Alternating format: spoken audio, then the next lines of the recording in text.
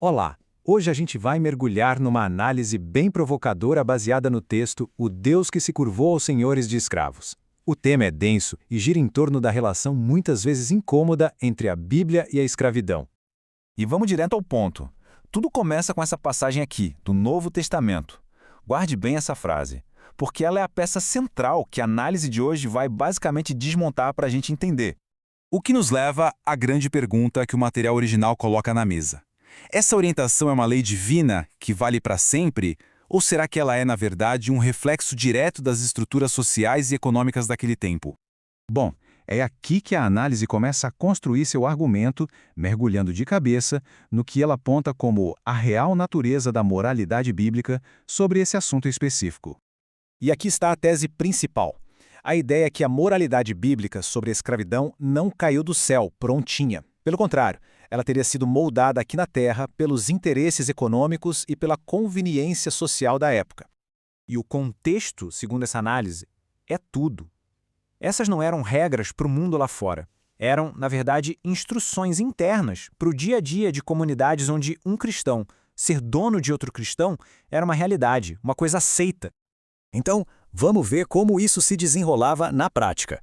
A próxima parte da análise detalha, digamos, as regras do jogo, mostrando como essa relação deveria funcionar no dia a dia. Essa comparação deixa o argumento da fonte bem nítido. De um lado, para os escravos, obediência total, com medo, serviço de coração. Do outro, para os senhores, moderação, sem ameaças. O ponto crucial que a análise martela é que o texto não está condenando a escravidão. Ele está, isso sim, criando um manual de boas maneiras para ela. E para não deixar nenhuma dúvida sobre a sua perspectiva, a fonte usa essa frase, que é, olha, um soco no estômago. Ela argumenta que as instruções de Paulo não foram um avanço moral, mas sim uma forma de aparar as arestas de um sistema brutal, tornando-o mais palatável. E isso joga a gente bem no meio da contradição que a fonte aponta.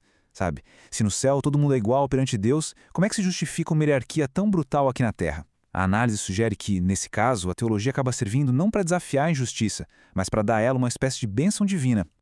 Agora a análise sai um pouco da teoria e vai para um caso prático. Ela usa uma história bem específica do Novo Testamento para mostrar como essa teologia toda funcionava no mundo real.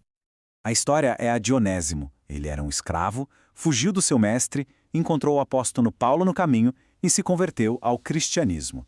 E o que o Paulo faz? Ele manda Onésimo de volta por seu dono. A fonte não mede palavras, ela chama essa atitude de diplomacia covarde. O ponto central aqui, segundo o material, é a escolha. Paulo tinha autoridade moral para vir à mesa, para declarar a liberdade de Onésimo e criar um precedente. Mas ele não fez isso. A decisão dele, na prática, reforçou o sistema, colocando a ordem social acima da libertação de uma pessoa. E essa escolha, de acordo com a análise, não foi só um evento isolado. Foi uma semente. Uma semente que gerou um legado, com consequências históricas assim devastadoras e que duraram muito, muito tempo. Dá uma olhada nessa linha do tempo que mostra bem a dimensão do problema. Começa lá com as cartas de Paulo, no primeiro século. A gente dá um salto de centenas de anos e esses mesmos textos são a base teológica usada para justificar o tráfico de escravos e a escravidão às Américas.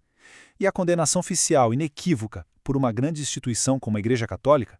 Só em 1965.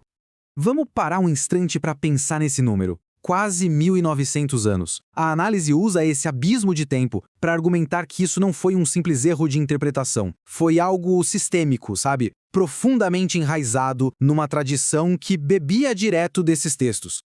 Então, a conclusão da fonte é bem direta. Esse legado de quase 2 milênios não foi um acidente de percurso. Foi uma consequência lógica daquela teologia original, uma que colocou a ordem e a autoridade acima da dignidade e da liberdade humana. E tudo isso nos traz para a parte final da análise. É aqui que o debate sai lá da história e aterrissa, contudo, nos dias de hoje. Mas como foi possível que tantas gerações lessem essas passagens sem que um alarme moral soasse? Para explicar isso, a fonte apresenta um conceito: anestesia moral. A ideia de que a fé, quando muito focada na doutrina, pode acabar anestesiando a consciência ética. Atrocidades se tornam aceitáveis, quem sabe até parte da vontade divina. E é aqui que a análise vira o jogo. trazendo o foco do passado direto para o nosso presente. A questão final não é sobre como os cristãos lá de trás puderam aceitar a escravidão. A análise nos deixa com esta pergunta que é muito mais incômoda. Como é que textos que legitimaram isso tudo ainda são venerados hoje em dia?